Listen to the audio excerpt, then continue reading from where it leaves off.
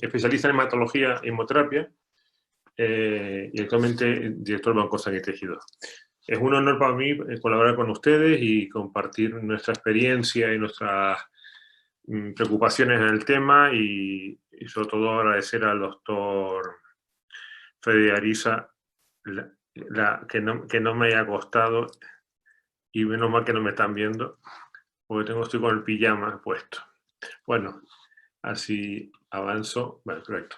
El tema que nos he planteado, hemoterapia y otros dilemas en tiempo de COVID, voy a intentar ser ameno y para que haya un punto de debate. Estos son mis conflictos de intereses de los últimos años, como en mis charlas de PBM y como director de Banco Sangre, aunque para esta charla no tengo ninguno. Y sí tengo muchos agradecimientos a diferentes hematólogos del país y que os contaré después por qué. Y sobre todo también a los donantes de sangre de nuestro país por el comportamiento cívico que se han comportado estos meses de pandemia.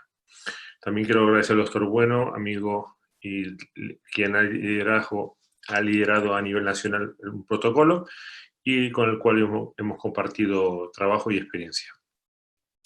Entrando en materia, cuando uno habla de hemoterapia, si vamos al diccionario, en la Real Academia no existe como tal, pero se entiende como el tratamiento médico de algunas enfermedades que se fundamentan en el empleo de sangre o algunos de sus derivados. Por ejemplo, el plasma. Y habitualmente, lo más habitual es que pensemos solo en la transfusión sanguínea. Pero hay más cosas. La hemoterapia como tal, desde la época de los romanos ya se empezaba la sangría, los humores de los griegos, pero no es hasta mediados del siglo XIX cuando se empieza a transfundir correctamente, se empieza a haber series de transfusión. Había descripciones en el siglo XVII. Y a mediados del XVIII también, y sobre todo en la época del SIDA, hubo mucho auge con la autotransfusión. ¿La transfusión es importante? Sí.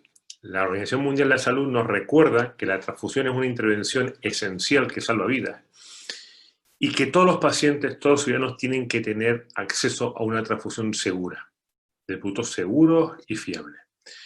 Pero que esta transfusión tiene que hacer acorde con necesidades clínicas de los pacientes, a tiempo.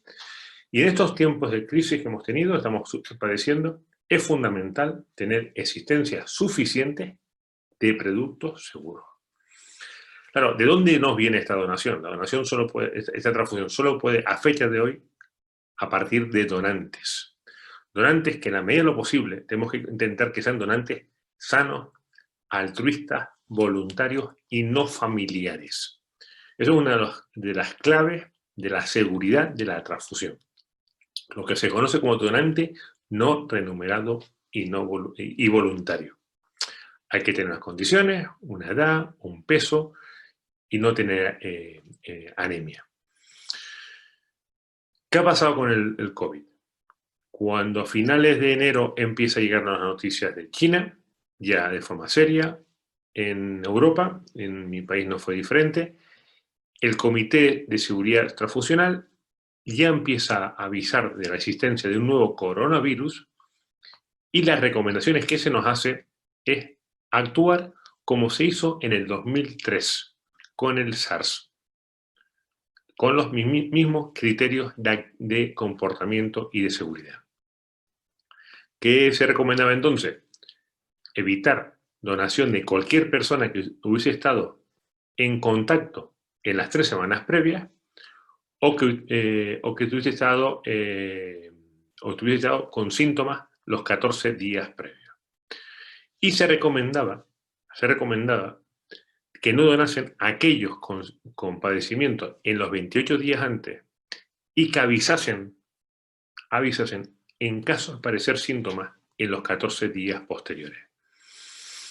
Un mes más tarde, a medida que la pandemia va avanzando, empieza ya a salir de China y empezar a aparecer de forma aislada en Europa, el Ministerio nos vuelve a hacer una nueva recomendación, insistiendo ya en la cuestión del abandono de las zonas de riesgo.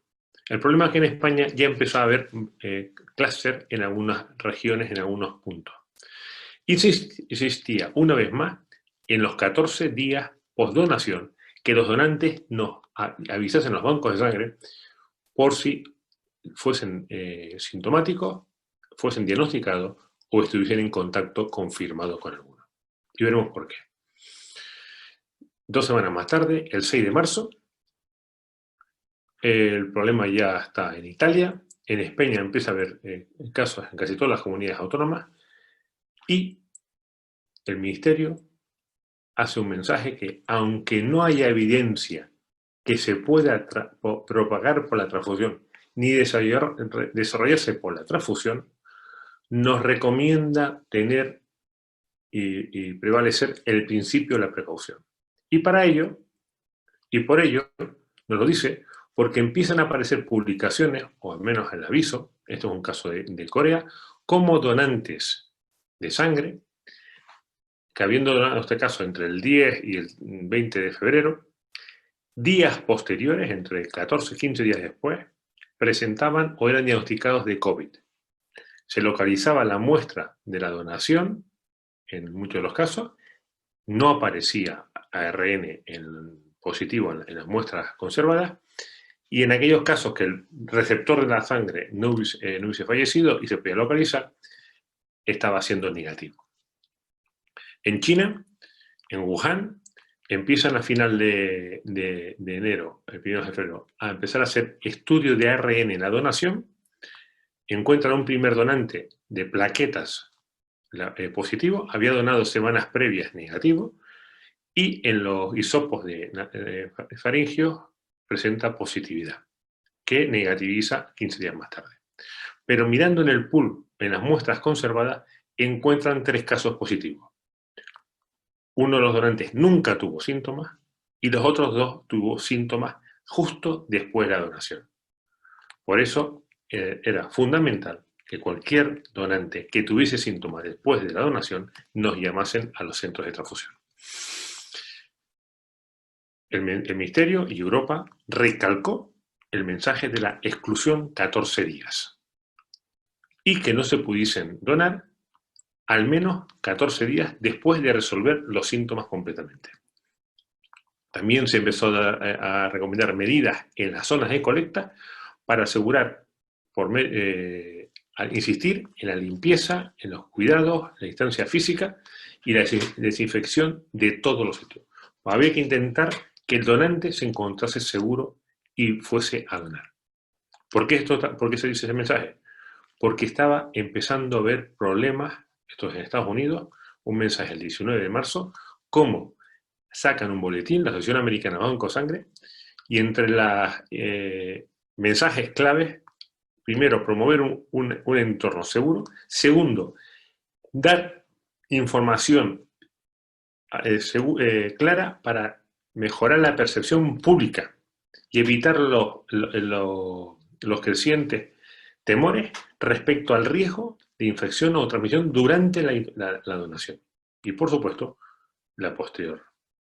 La Organización Mundial de la Salud, el 20 de marzo, llegó a sacar un boletín urgente para mantener un suplemento, un suministro adecuado de sangre y seguro durante la pandemia, con varios puntos. El primero, mitigar el potencial riesgo de transmisión de la donación desde por la transfusión.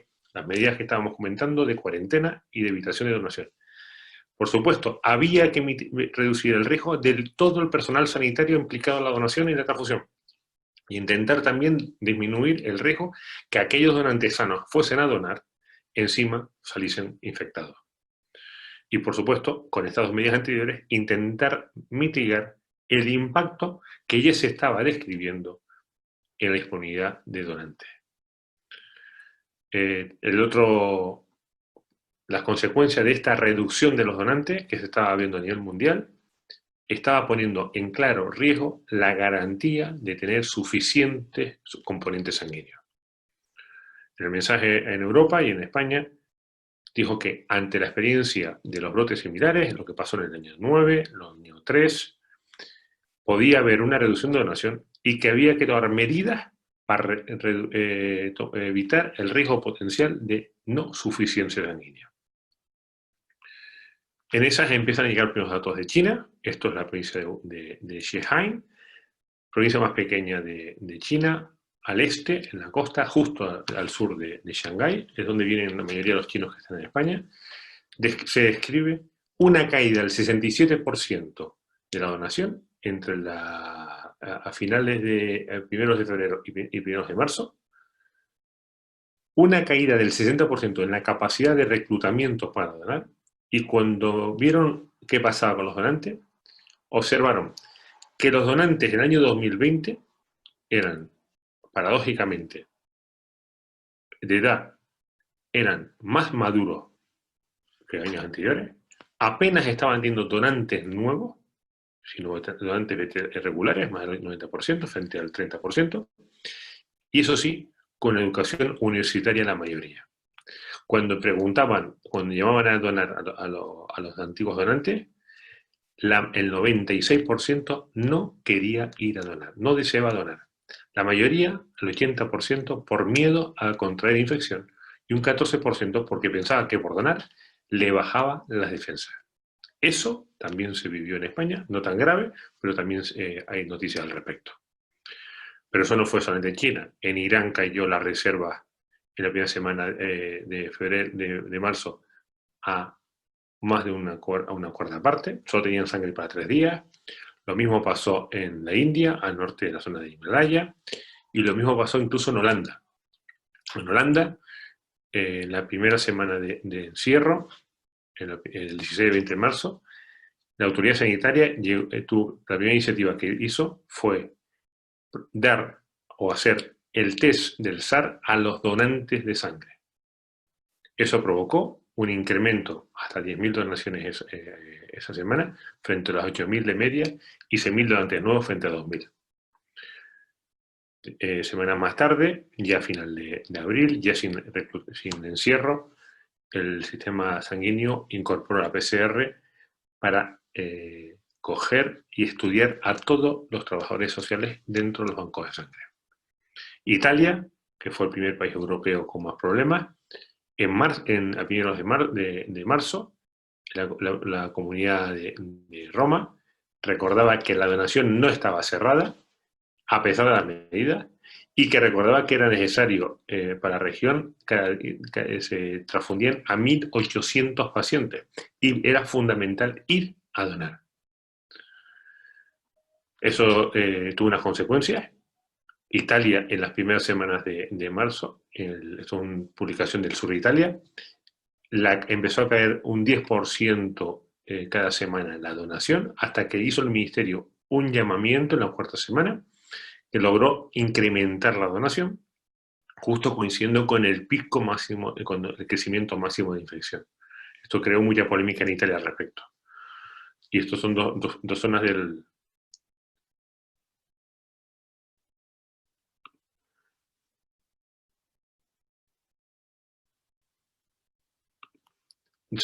zonas de Italia. ¿Qué pasó con la transfusión?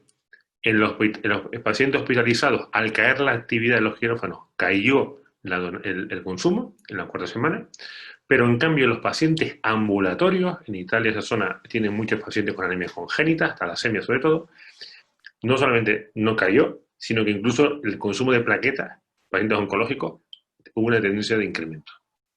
En España, a final de marzo, se modificó los tiempos de exclusión a 14 días antes de exposición,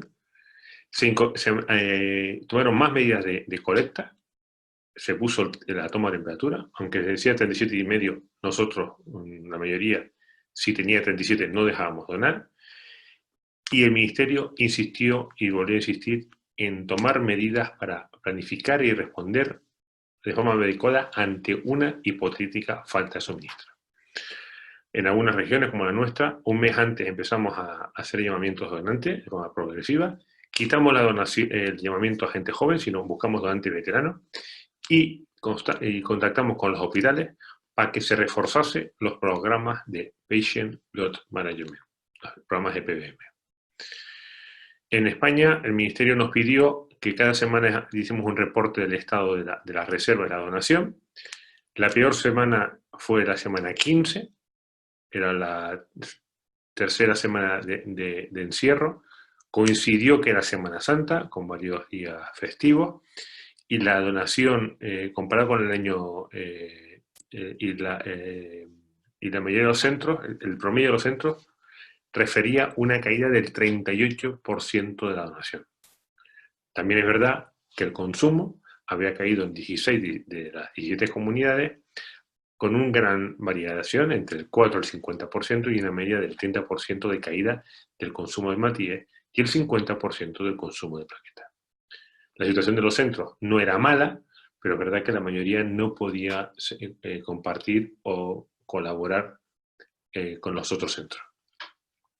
Con los otros ministerios, yo he estimado que en el periodo de las 8 semanas de encierro máximo, la caída que hubo en España respecto al año 18, al primer 18, sería o fue del 20% de caída. Pero no fue igual. Estos son datos de Madrid. En los meses de marzo y de todo abril, en Madrid cayó un 20% de la nación. Nosotros en Navarra cayó en abril un 28%, en marzo un 18%, pero nosotros, por ejemplo, veníamos bajando los años anteriores con programas de PBM, bajando el consumo. Eso quizá nos permitió tener un margen mayor de seguridad y de colchón de disponibilidad.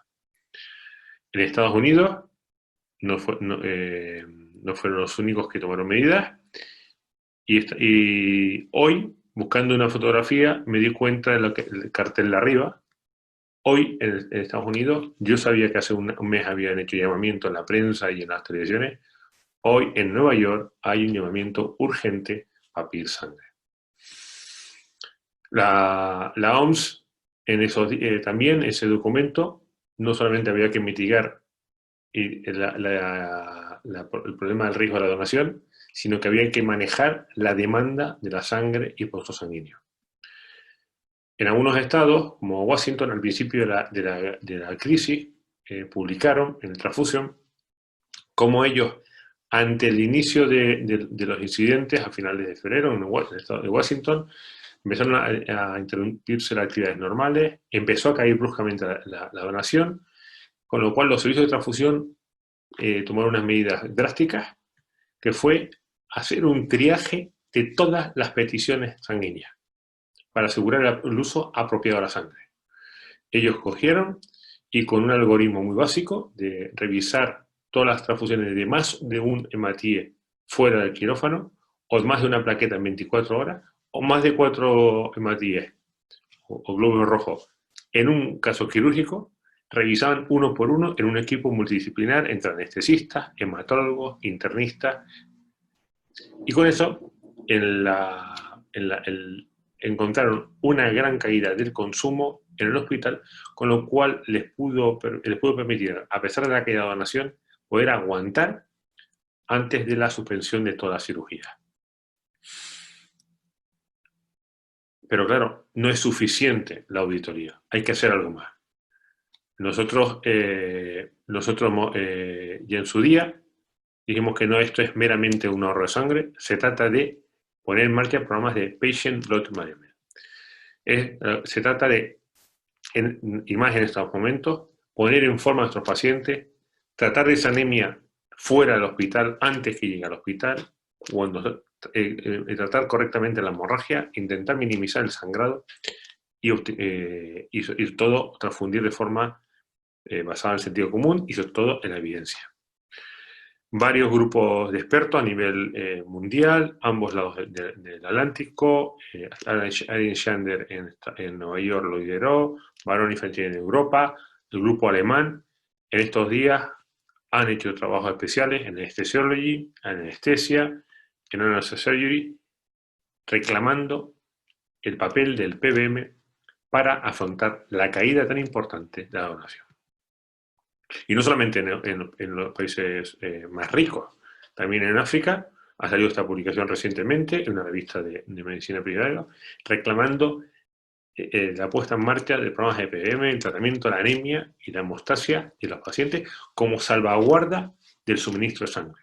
Reconocen que para ellos, en África, el sistema sanitario más pobre, la falta de sangre es un hecho habitual, con lo cual ya es un elemento crítico, con lo cual, ahora más que nunca, los principios se tienen que implementar, los principios de PBM, desde de primaria, para intentar, ellos ponen la resiliencia, la resistencia, para salvaguardar el suministro de sangre durante esta pandemia.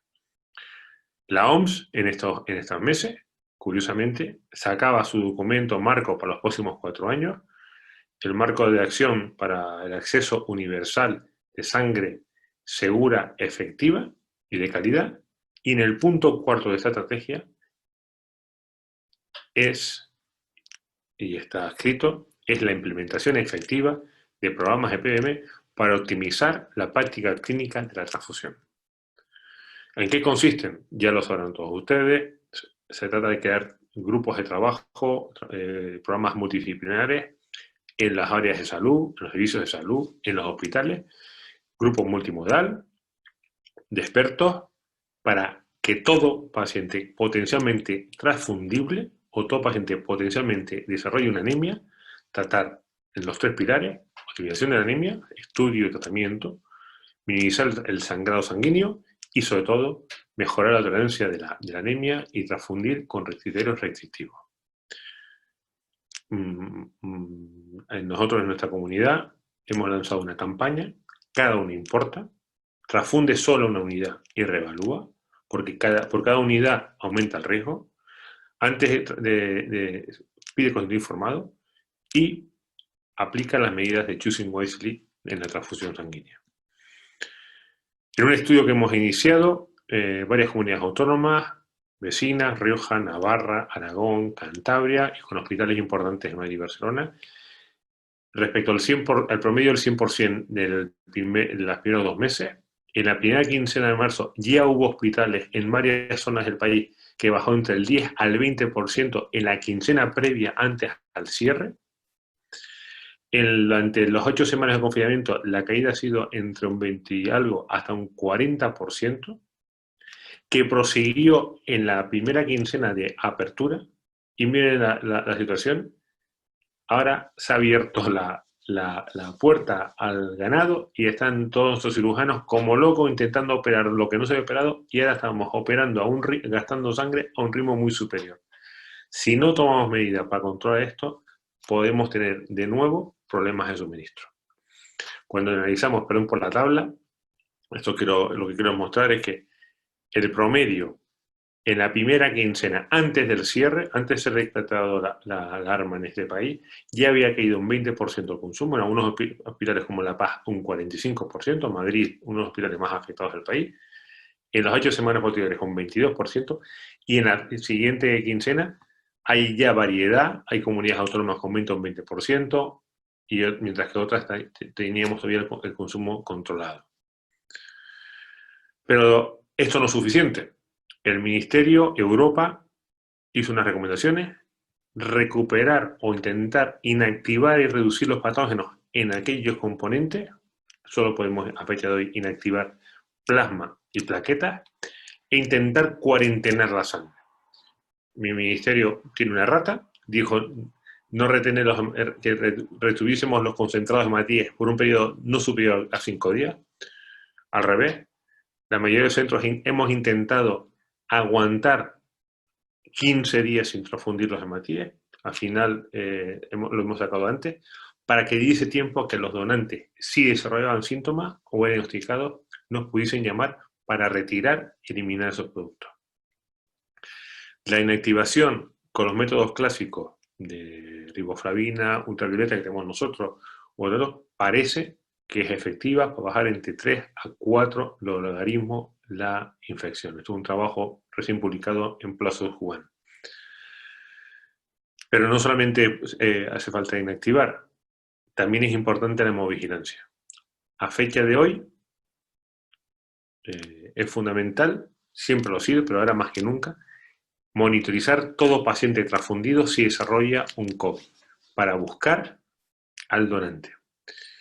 Esto es un trabajo coreano a partir de un case report de un donante que se seroconvirtió, y el seguimiento del receptor no ha desarrollado COVID. No se ha publicado ningún caso, Pero creo que estamos tan saturados con el COVID que nadie está vigilando cómo estamos transfundiendo ni a quién hemos transfundido. No sé si ustedes conocen este trabajo, es un trabajo de Nature de 2015 respecto a la aplicación de los programas de PBM, haciendo un reportaje sobre Stanford, jugando burdamente con las palabras del American Red Cross, Give Blood, Save Life. Ellos hablaban de Save Blood, Save Lives. En una editorial de este mes en Transfusion, en la revista de la Asociación Americana de Banco Sangre, el doctor Katz nos dice que siempre la práctica de transfusión debe ser juiciosa, como la principal medida más importante para reducir el riesgo de transmisión de cualquier infección infecciosa de transmisión sanguínea. Con lo cual, para él no es una sorpresa que la Federación de Grupos de Pacientes Hemofílicos y la Asociación de Coagulopatía Congénita recomendasen la restricción del uso de hemoderivados hasta que no se tuviese toda la seguridad con el COVID. Y como bien dice él, la decisión del tratamiento debe ser siempre basado en el juicio clínico, con un balance entre beneficio y riesgo en cualquier paciente, no solamente el evento sangrante, sino cualquier paciente que pueda requerir una transfusión. Otras curiosidades del COVID es que empezando el COVID empezaron a salir unas publicaciones entre la posible relación entre el grupo AB0 y la gravedad del COVID y enfermedades cardiovasculares. Este es un trabajo chino en el cual, en el European Society of Cardiology, en el cual decían que aquellos pacientes de grupo 0 estarían protegidos o tendrían cuadros menos graves por tener menos receptores del ACE, con lo cual tendrían menos daño del COVID. Otro grupo, usando bases informáticos, bioestadísticos, vieron la posible asociación entre el grupo sanguíneo, la infección y la intubación y gravedad. En China, uno de los primeros trabajos, éticamente en España lo hubiesen dejado hacer, bueno, ellos encontraban que habría menos pacientes de grupo 0 en los ingresados en Wuhan que en la población de control que tenían ellos. Tenían unos 200 pacientes frente a apenas 3.000 donantes o grupo control. Otros trabajos posteriores, también en China, publicado en British Journal en Hematología, veían que de nuevo también la relación en Wuhan, otro trabajo también en Wuhan, como los pacientes grupo 0 tendrían menos cuadros de COVID. Y una respuesta del grupo francés es que más que fuese que los grupos 0 tuviesen menos COVID, es que aquellos pacientes con anti-A estarían más protegidos que los que no tuviesen anti-A. También ha sido contestado por los irlandeses la relación que hay entre los pacientes de grupo A y AB con mayor riesgo de trombosis frente al riesgo de los 0. Y otro, ya recientemente está aceptado hace una semana, otro trabajo también en China, en el cual también encontraba que aquellos pacientes de grupo A tendrían 9 veces más riesgo de tener neumonía COVID que el grupo control. Pero la gran publicación ha sido la semana pasada en New England, con 7 hospitales europeos, 3 italianos, 4 españoles, bases de datos de donantes españoles, italianos y alemanes, más de 100.000 donantes. Encontraban 2 clústeres, uno en el cromosoma 3, el cual estaría asociado a mayor susceptibilidad o mayor complicaciones respiratorias, y un segundo incremento clúster en el cromosoma 9 relacionado con el grupo B0. Aquí encontraban que aquellos pacientes de grupo A tendrían un 45% más de riesgo de tener complicaciones respiratorias y que los grupos 0 tendrían un efecto protector hasta el 35%. Nosotros nos han aceptado un trabajo esta semana en medicina clínica. Nosotros cuando vimos los trabajos de China hicimos lo mismo. Cogimos 200 y pico pacientes ingresados, lo comparamos con la base que tenemos nosotros de 180.000 grupos sanguíneos en nuestra población, de 600.000. Pero nosotros no hemos encontrado esa relación. Sí hay una tendencia en los grupos AB y B, curiosamente, y nosotros sí que hemos encontrado mayor riesgo trombótico en los pacientes del grupo B y AB que el grupo A. Igualmente hemos encontrado mayor infección en estos pacientes que el grupo 0, y cuando analizamos las causas, los pacientes del grupo B o AB tendrían títulos mucho más altos de fibrinógeno, tanto al debut como en la evolución. Se conoce que los donantes AB tienen, los pacientes, los que son grupo AB, tienen títulos más altos por 1 miligramo, niveles más altos de fibrinógeno, es una cuestión a estudiar. La otra curiosidad de estas leyendas, estas fake news que ha habido con el COVID, es un trabajo que salió a final de marzo, creó mucha polémica aquí en Europa, sobre un posible, hablaban de un ataque por parte del COVID a la cadena beta de hemoglobina, que produciría un ataque de porfirina, y llegaban a proponer incluso transfundir. Cuando se coge este trabajo, es un trabajo hecho por bioestadísticos, por bioinformáticos, analizando diferentes proteínas y veían que la porfirina podría ser un objetivo de ataque del COVID. No había evidencia al menos. Nosotros nos dio miedo, empezamos a estudiar a nuestros pacientes, cogimos 3 hospitales, uno de Bilbao y 2 nuestros, cogimos datos de 1.300 pacientes ingresados del COVID, analizamos los parámetros medios, hemoglobina al ingreso de 13 de hemoglobina, ferritina de 500, transferrina teniendo baja, pero saturación transferrina normal o descendida. Esto iba en contra de esa posible hemólisis o daño por porfirina. Los pocos casos que se estudiaba la aptoglobina era toda normal o elevada como un restante fase aguda. No encontramos hemólisis. Y la saturación iba en relación con el cuadro respiratorio, no con la hemoglobina. Había una relación entre la LDH y los niveles de ferritina y interleuquina 6. En aquellos pacientes que tenían un ingreso superior a una semana, 490, veíamos un descenso de la hemoglobina, muy poquito para una hemólisis de ese tipo, una tendencia, un descenso de la ferritina, de la PCR, en cambio un incremento del D-dímero, en relación con el problema trombótico que ya conocemos del COVID. Por favor, anticoagulen, pongan profilaxis antitrombótica a los pacientes de COVID que ingresen. En aquellos pacientes que tienen más de 2 semanas, esta es la evolución de la hemoglobina en nuestra serie, y si se acuerdan del trabajo de Davis y de Van Vincent del grupo europeo, antes del mes todos tienen hemoglobina e incluso los terminamos desarrollando anemia ferropénica y terminan siendo transfundidos. No se olviden del vampirismo. Hay vampirismo y hay pacientes que desarrollan ferropenia. Hay que tratar esa ferropenia. Y la otra parte de la hemoterapia es lo que hacemos con la sangre, o con esa sangre. A principio de siglo empezaron a hacerse ya aféresis, primero manuales, poquito a poco se fueron automatizando. Y el porqué de las aféresis, si este es el esquema clásico que todo el mundo conoce del COVID, habría una fase inicial de infección, una fase de inicio de pulmonar y luego la fase hiperinflamatoria de la tormenta citoquina, que va en relación con la respuesta inflamatoria del paciente. Aquí se ha probado de casi todo. Todavía yo no conozco un tratamiento que sea eficaz del todo. Y una de las propuestas que se ha hecho es, que todo el mundo se ha puesto a replantear antiguos tratamientos. Y una de las terapias que se ha replanteado ha sido el recambio plasmático.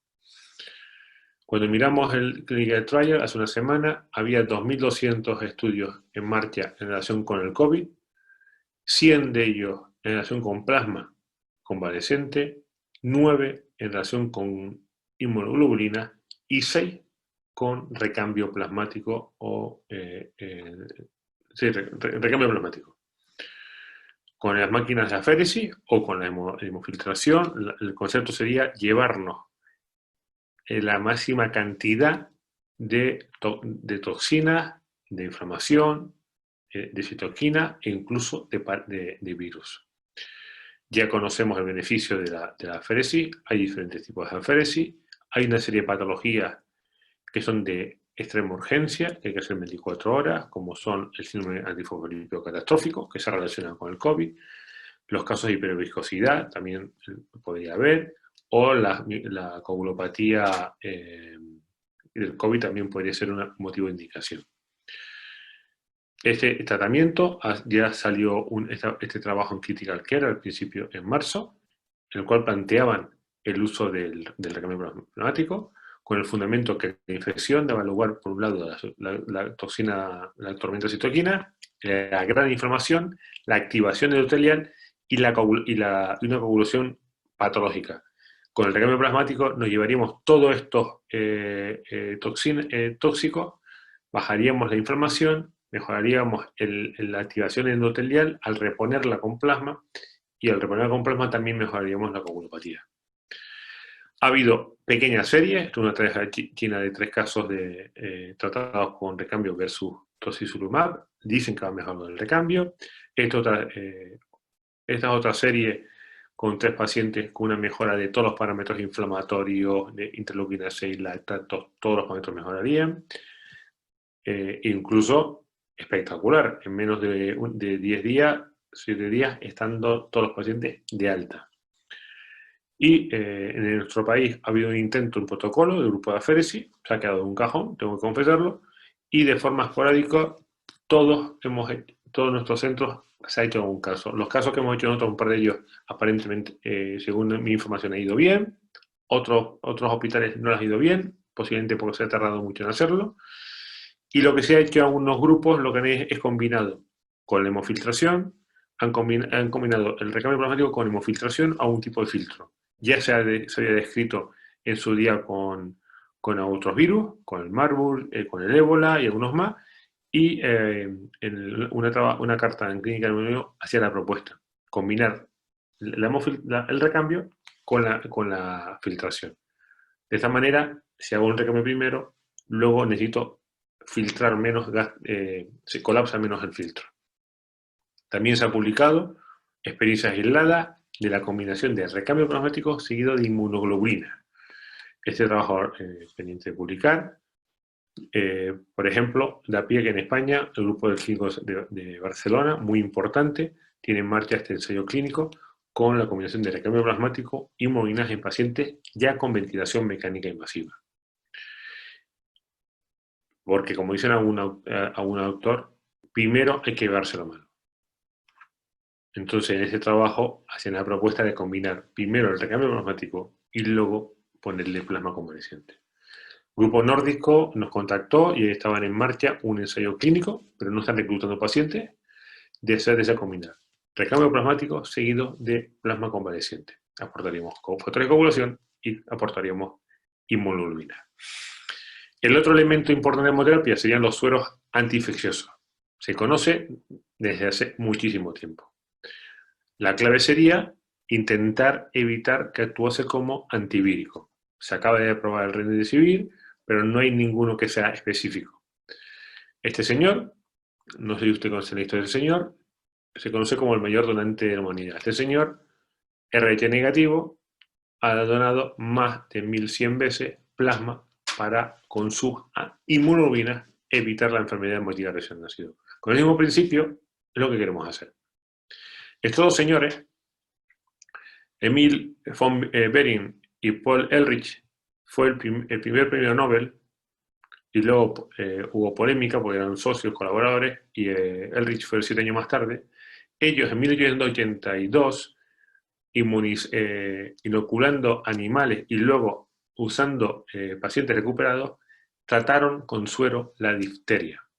A partir de su experiencia empezaron a sacar todo tipo de antisuero, y Ehrlich posteriormente, aparte del reactivo de Ehrlich, describió las subfamilias para el tratamiento de la penicilina.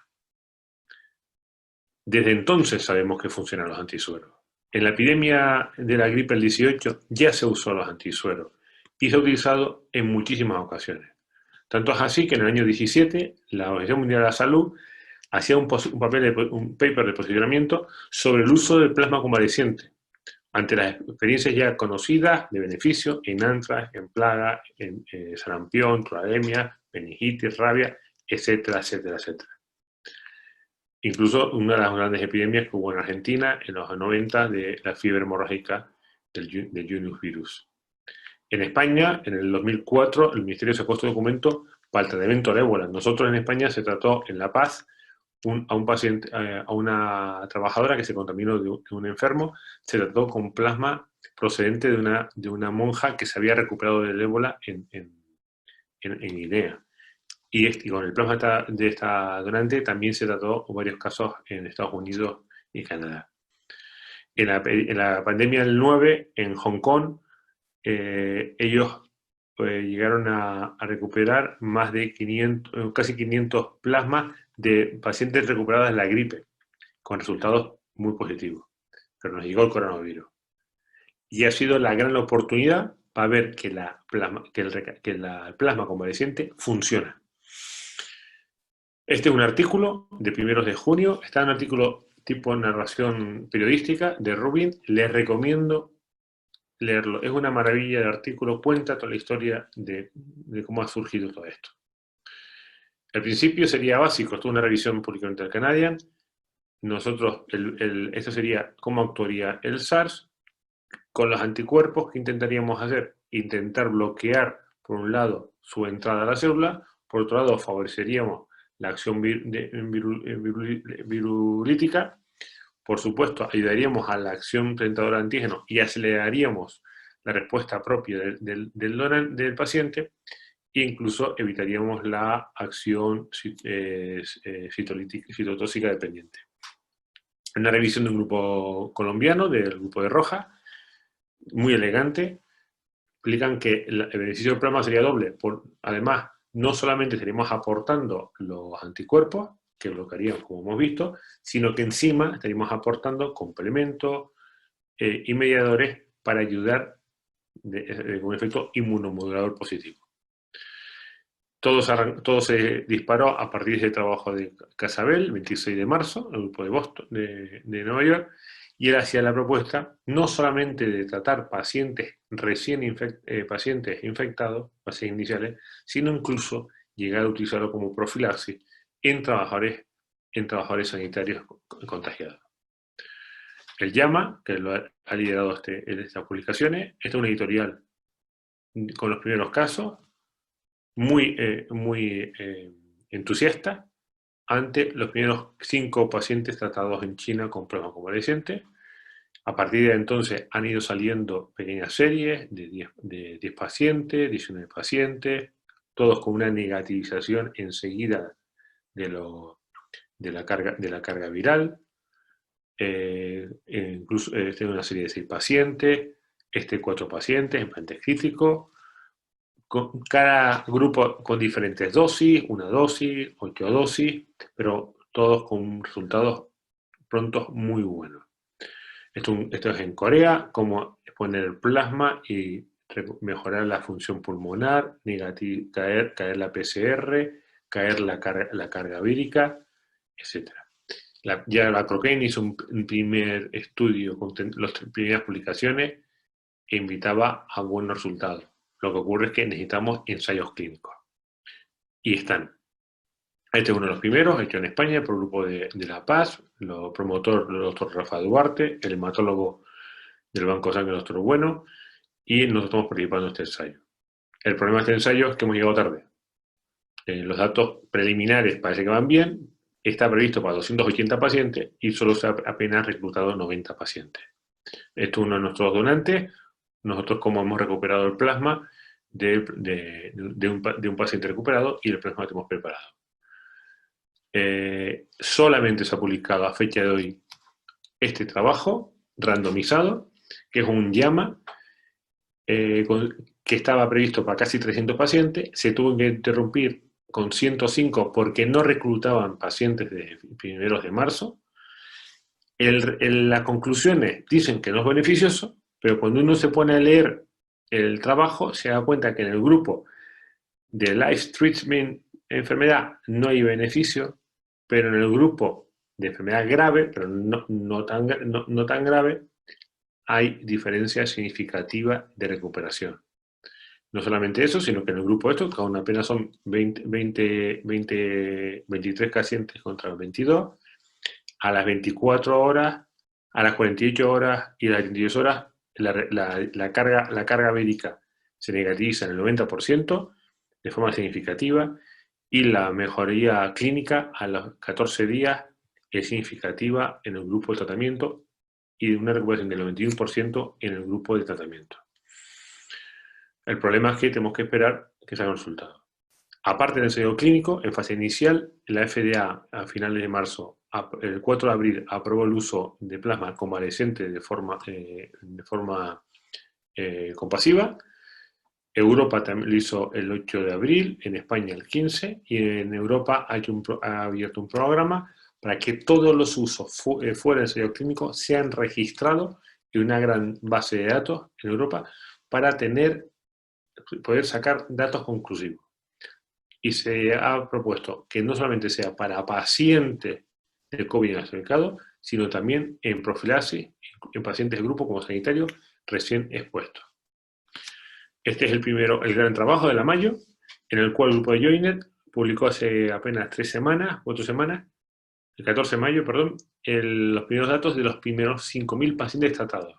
El trabajo de seguridad, en el cual ellos tratan 5.000 pacientes, 66% están en la UBI en estado grave. Los efectos adversos graves en las primeras 24 horas a menos de 1%, son 36 casos, pero cuando se analizan solo serían 2 confirmados. Hablaban de 7 tacos y 11 tralis, pero confirmados realmente 2 de los 36, y la mortalidad a los 7 días sería del 15%. Es peor que lo que estaba descrito en los casos control, pero si tienen en cuenta que son pacientes en la UCI y a unos pacientes con más de 15 días de ingreso, se puede ser optimista.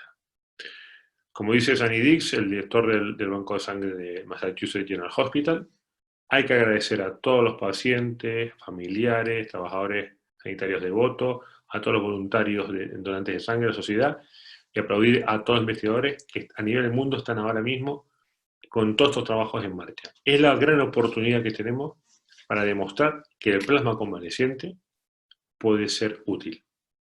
Y les animo, si ustedes pueden, hagan lo mismo. En España, en mayo, el Ministerio, aparte de la plataforma, nos ha instado a todos los centros de transfusión a tener un stock de plasma hiperinmune por si viene la segunda oleada.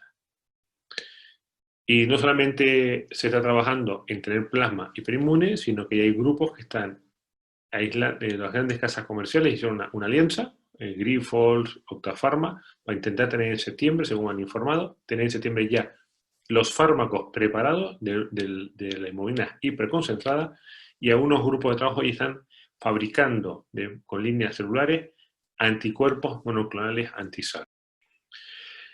Ya para acabar y dar las gracias por haberme invitado, esperemos que no lleguemos a la segunda ola que hubo la pandemia de la gripe del 18, la mal llamada gripe española.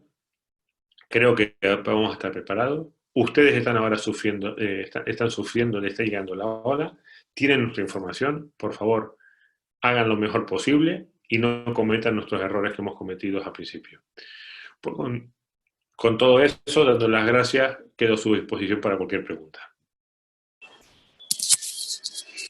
Muchísimas gracias, doctor García. Excelente y muy buena presentación, doctor. Voy a leer una de las preguntas que había en el chat, y era: ¿por qué quitaron los donantes jóvenes y prefieren los mayores? ¿Y cuál fue el criterio?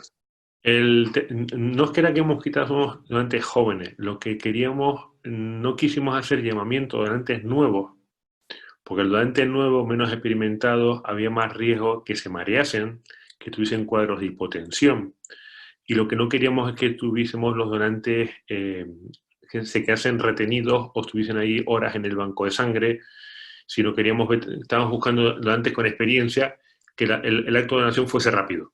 Y además, al veterano sabemos que rara vez tienen marcadores positivos, no íbamos a tener sorpresas de alguna hepatitis B o VIH positivo, ni sífilis. Por eso preferimos ir a convocar y a llamar a donantes ya veteranos, y sobre todo donantes a Fresi, muy veteranos, que sabíamos que iban a responder muy bien. Ok, perfecto, doctor, gracias. Pues en el chat no hay más preguntas. No sé si Mauro, alguien... sí, Doctor Ariza. gracias, José Antonio. Primero que todo, agradecerte este trasnochón que te hemos hecho meter el día de hoy, porque creo que tenías mucho que decir y tú haces parte de un grupo investigador muy importante en España que pues, nos ha delimitado muy bien todas las posibilidades que existen alrededor de la enfermedad, pero además la cantidad de situaciones en las que se ven enfrentados en este momento los bancos de sangre frente a esta situación. Tengo dos preguntas principales. ¿Ustedes están practicando en sus centros o han tenido casos de servicios de donación a domicilio, ya que la gente ha preferido permanecer en sus casas y no ir a los hemocentros? Y mi segunda pregunta es con respecto a la terapia inmune, específicamente, ¿cuál crees tú que sea el momento ideal para instaurarla? Porque, digamos, hacer el uso incluso de solamente plasma convaleciente, pero más aún tener que hacer plasmaféresis, son terapias pues costosas que no tienen, en donde todos los hospitales no tienen oportunidad. ¿Cuál crees tú que sea el momento ideal para agarrar estos pacientes que empiezan a expresar síntomas serios derivados del COVID-19? A ver, a la primera pregunta, en España hay varias comunidades autónomas que tienen muy bien desarrollado el programa de transfusión domiciliaria. Nosotros en Navarra tenemos una unidad en interna que trabaja muy bien, y durante el tiempo del COVID se reforzó ese trabajo para evitar que la gente mayor, gente con patologías displásicas, con mionodisplasia o con patologías cardíacas, fuese al hospital, que eran pacientes de riesgo. Se fue y se transfundió en domicilio con los mismos cuidados o más que nunca, para evitar que fuésemos poder contagiar a esos pacientes. El equipo que lo lleva, que es la doctora Ruiz, María Ruiz, no solamente hizo eso, sino que también puso más hierro y más EPO que nunca. Uno de los problemas que hemos vivido aquí en España es que para que el paciente no fuera al hospital, hemos potenciado telemedicina, muy bien. Pero claro, llegaba el paciente con una hemorragia o con una anemia al hospital, ponle 3 bolsas de sangre para que no vuelva. O ponle la warfarina, en vez de un control cada 3 semanas o 4, ponle cada 6 semanas. Y luego tenemos la sorpresa. Entonces, en estos pacientes oncológicos, hematológicos de transfusión domiciliaria, más que nunca se ha puesto hierro endovenoso y EPO, además de la transfusión que necesitase, pero en vez de poner 2 o 3 unidades, ponerle una y ponerle terapia para intentar minimizar el riesgo de la transfusión, teórico, como hemos dicho, y sobre todo estimular su propia recuperación. Y a la segunda pregunta, por supuesto, es muy buena. El problema del COVID, según yo he tenido la suerte de no estar en primera línea, estoy en segunda línea. Según toda la información que manejo, el paciente COVID, 80% cuadro benigno, 85%, 40% sintomático. El que te viene con dignidad al hospital, en cuestión de horas se puede poner malito. Entonces, no tienes margen. Lo que aparentemente, linfocitos bajos, PCR elevada, interleuquina 6 muy elevada, ferritina muy elevada, es un paciente que puede ir mal en las horas posteriores.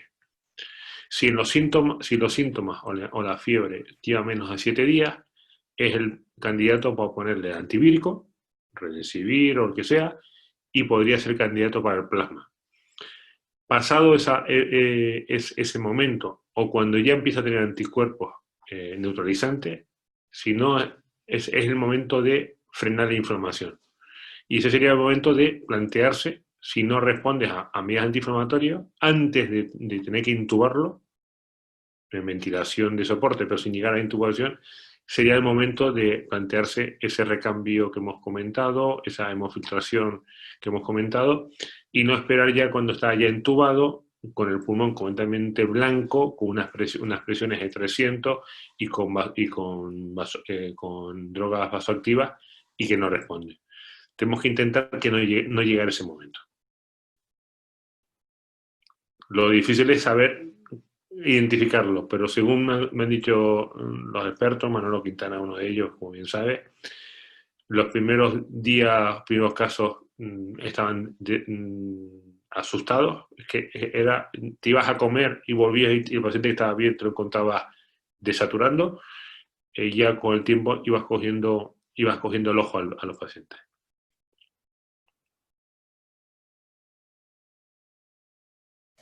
Muchas gracias. Muy bien, doctor, gracias. Y otra pregunta que hay en el chat es si la recolección del plasma de convalecientes tiene un límite de tiempo, doctor. No entiendo lo del límite. Nosotros lo que hemos intentado es que el donante tuviese al menos 14 días de recuperación. Lo que se estaba viendo es que cuanto más días hubiesen pasado, más cerca del mes, los títulos de anticuerpos eran más altos y tenían más capacidad de anticuerpos neutralizantes.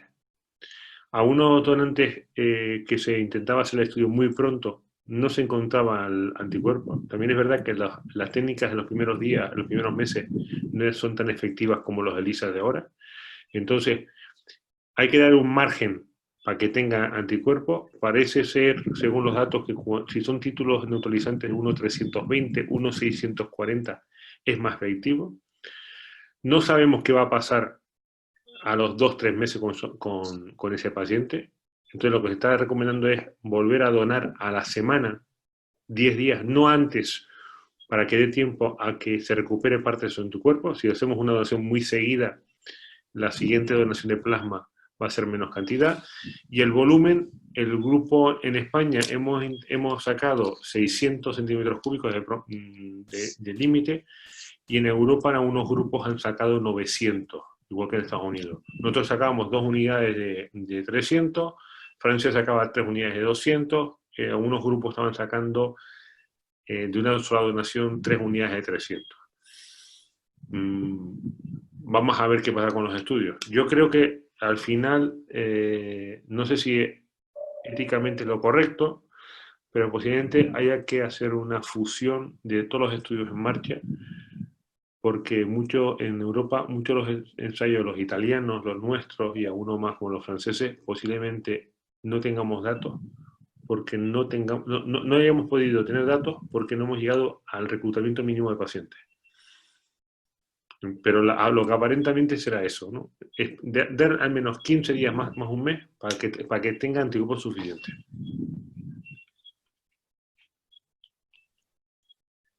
Ok, doctor, gracias. Y ya para terminar y no molestarlo más, doctor, en la última pregunta, ¿cuál sería el criterio para decidir transfusión profiláctica de plasma de convaleciente? Vale. Le voy a contar el caso de hoy.